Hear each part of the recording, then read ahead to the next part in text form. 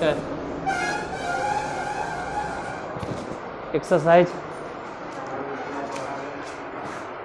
15.5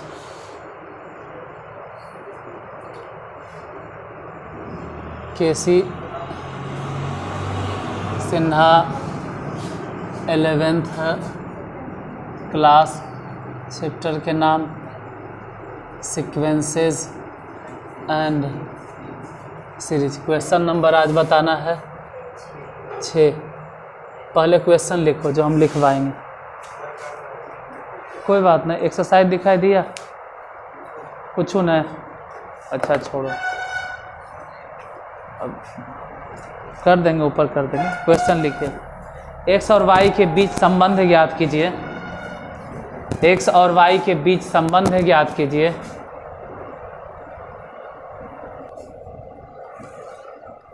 x और Y के बीच संबंध ज्ञात कीजिए। यदि एक्स और 2y के बीच, यदि एक्स और 2y के बीच आरवा माध्य वही है, आरवा माध्य वही है जो 2x और y के बीच आरवा माध्य है। हम दोबारा बोलते हैं, किसके किसके बीच में संबंध याद करना है? x और y के बीच में। x और y के बीच में संबंध ज्ञात करें।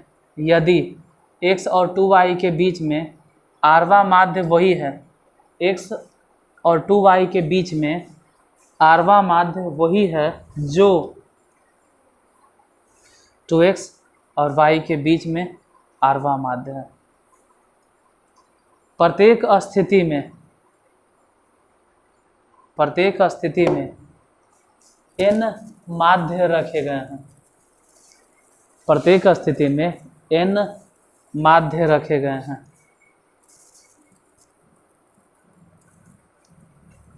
लिख लिया क्वेश्चन?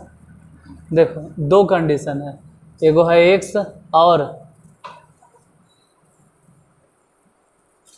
2y, x और 2y के बीच में, और दूसरा कंडीशन है 2x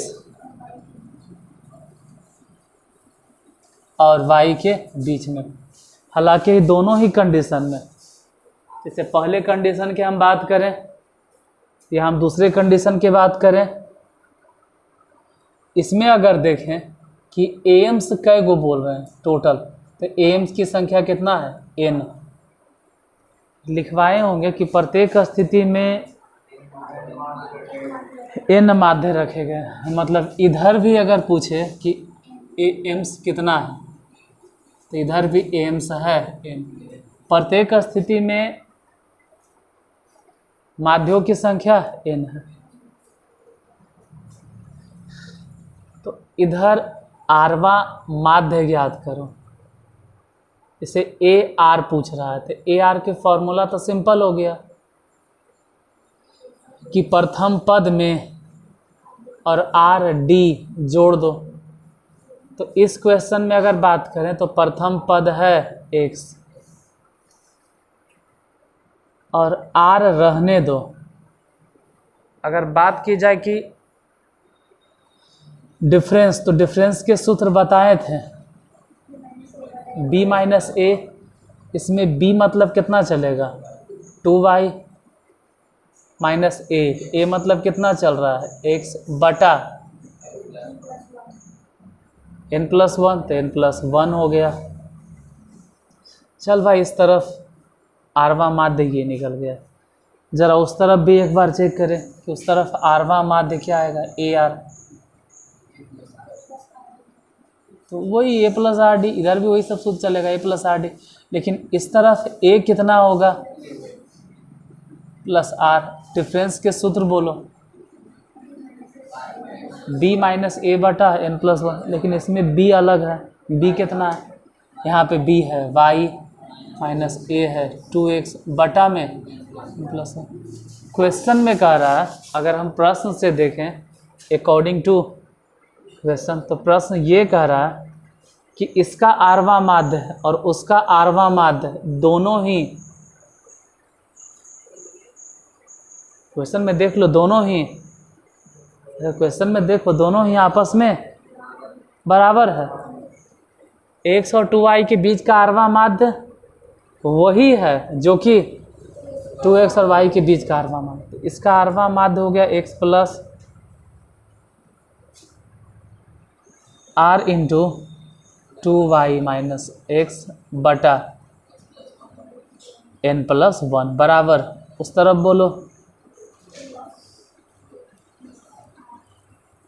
r इंटू बटा। अब क्या करें, कुछ नहीं करो, x को x के तरफ भेजो, x तू उधर चल जा, तू r इधर आ जा। मतलब समझ गए हम कि अच्छा इधर 2x है, उसमें से x हम घटा दिए। इधर बोलें कि r into 2y minus x बटा n प्लस 1, इसमें से उबला घटेगा, r into Y minus 2x बटा, पहले तो इसमें से और उसमें से समझना है कि r बटा नहीं है दोनों में, r दोनों में कॉमन था, n प्लस 1 बटा में कॉमन था, तो बचा कितना 2y माइनस एक्स। और ध्यान से देखो, तो जब माइनस अंदर भेजेंगे तो माइनस y और प्लस में 2x हो जाएगा। उस तरफ तो समझ सकते हो कि घट के कितना हो गया x, नीचे लिखे दिखाई देगा r बटा n प्लस 1 इंटू, देखो 2y है और यहाँ माइनस y है, तो समझ लो कि 2y में से y घट गया, तो कितना बचा y। फिर वहाँ 2x है, प्लस में है, तो 2x प्लस में, 2x प्लस में और x घट गया, तो कितना बचा प्लस x बराबर कितना, किसके किसके बीच में संबंध निकालना था। तो ऐसे तो हिसाब बन गया, अब कुछ करने धरने की ज़रूरत नहीं। फिर भी तुमको लगे कि आंसर नहीं दे रहा, तो आंसर के लिए चलो लिखते हैं r इंटू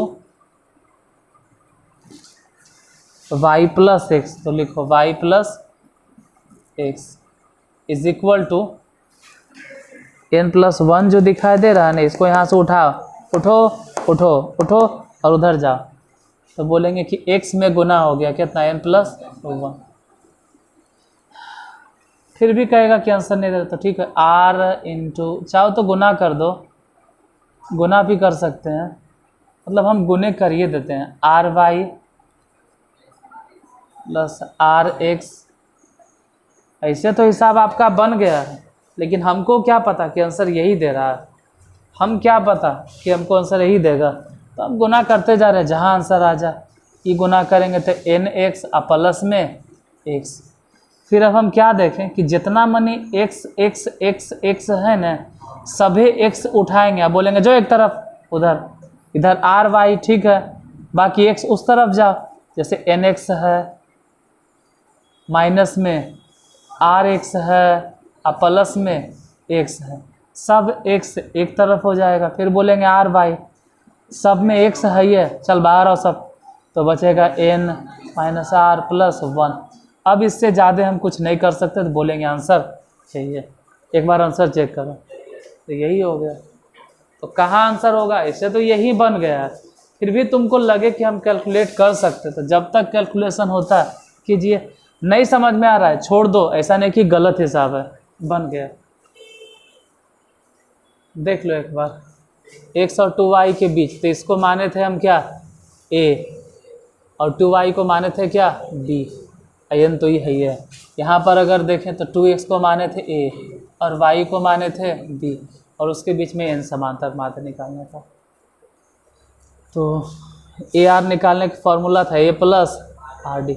ए मतलब इसमें x रखे, आर रहने दें, या डी के तो सूत्र होता है, डी के कोई सूत्र पूछे कि सूत्र क्या होता है, तो डी के सूत्र यहाँ लिख देते हैं। ऐसे तो सूत्र होता है b माइनस ए बटा, ऐसा सब हम साबित भी किए हैं। यहाँ पे b के जगह पे क्या बैठा दिए, a के जगह पे क्या बैठा दिए, एन तो एन रह गया, वैसे ही उधर किए। फिर इसका आरवा माध्य उसका आरवा माध्य दोनों को आपस में, फिर जितना एक्स था सबको एक तरफ किए और वाई को एक तरफ किए, बाकी जो हो गया वो आंसर। इसके बाद अगला नंबर क्वेश्चन बन जाएगा कि छापना है, देख लो।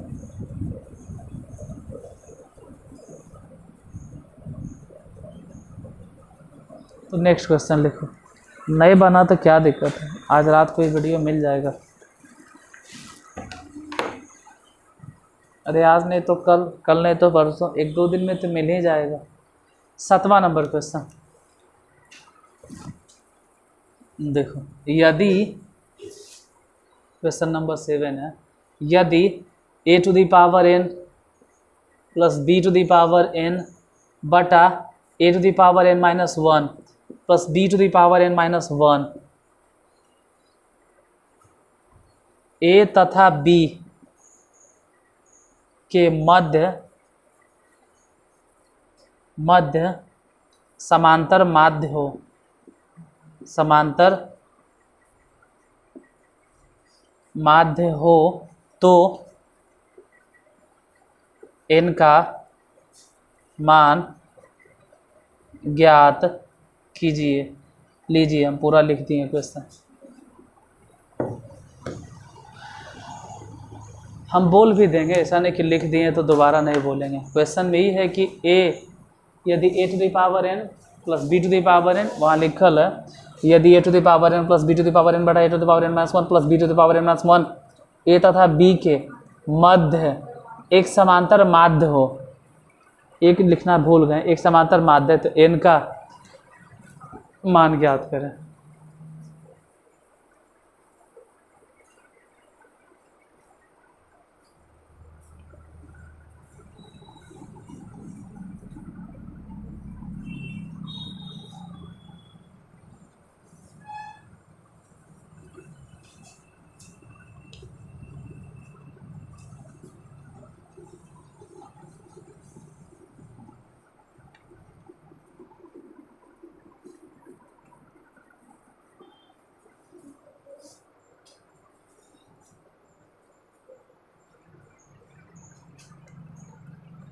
किसके किसके बीच का समांतर माध्य? तो क्वेश्चन नंबर 7 देखो, ये जो दिखाई दे रहा है ना कि a to the power n plus b to the power n बटा में a to the power n minus 1 plus b to the power n minus 1, ये किसके बीच का समांतर माध्य है?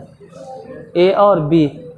तो a और b के बीच का समांतर माध्य बहुत आसान तरीका है, दोनों को जोड़ के या दूसरे, अगर एक ही को समांतर माध्य निकालना है तो कोई सूत्र उत्र काहे निकालेंगे, सीधे सीधे दोनों को जोड़ देंगे दूसरे। जैसे कि 4 और 6 के बीच में एगो समांतर माध्य बोलो, 4 और 6 के बीच में 5, 4, 5, 6 एपी हो गया। जैसे कोई कहे कि 10 और 20 के बीच में एगो समांतर माध्य बोलो, 15, 10, 15, 20, 5, 5 के डिफरेंस हो गया। मान लो कि कह दे कि 100 और 200 के बीच में 50, 50 के डिफरेंस हो गया, 100, 150, 200। अगर कहें कि मान लो इधर 200 है और उधर 800 है, तो 200 और 800 के बीच में बोलो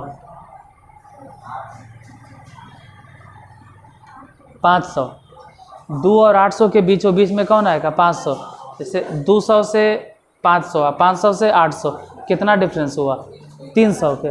तो एगो समांतर माध्य निकालने का तरीका एकदम सिंपल है कि दोनों को जोड़ के, जैसे मान लो इधर 10 है और मान लेते इधर 20 है, तो दोनों के बीच में एगो नंबर बता, वही है समांतर माध्य, तभी ना हो जाएगा 10, 15।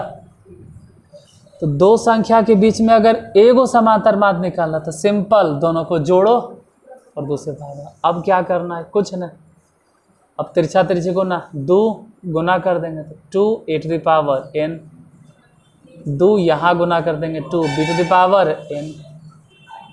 फिर बोलेंगे इसको उसमें गुना करो, मतलब a प्लस बी है न, इधर है a प्लस बी, इसमें ये वाला e to the power n minus 1 plus b to the power n minus 1 गुना कीजिए। इधर तो खैर जैसे बना रहे दो, 2 e to the power n plus 2 b to the power n, उधर गुना करो। यहाँ समझो a⁻1 है और वहाँ समझो a⁻n-1 है, तो गुना करेंगे तो a⁻n बचेगा। बताते हैं कैसे, कि 1 प्लस में और 1 माइनस में, दोनों तो प्लस माइनस कट गया। अब a⁻1 और इसमें गुना होगा तो लिख दो a गुना हो जाएगा b⁻n-1 में। फिर वैसे ही इसके बारे में सोचो, b पहले गुना होगा a⁻n-1 में, फिर b गुना होगा इसमें, b गुना होगा इसमें, b गुना होगा इसमें, तो b⁻n। अब ऐसा लग रहा है कि यहाँ a⁻n है, इधर भी a⁻n है, तो थोड़ा बहुत समझता है वो समझ गया होगा कि अब हम क्या लिखने वाले हैं। ये वाला n आके घटेगा तो a⁻n, फिर यहाँ भी वही दिमाग वो लगा लेगा कि b⁻n घटेगा, बचेगा b⁻n बराबर कि उस तरफ क्या क्या बचा, b⁻n-1 प्लस ba⁻n-1। अब दिक्कत शुरू, अब दिक्कत स्टार्ट, अब यहाँ से दिक्कत शुरू हो जाएगा।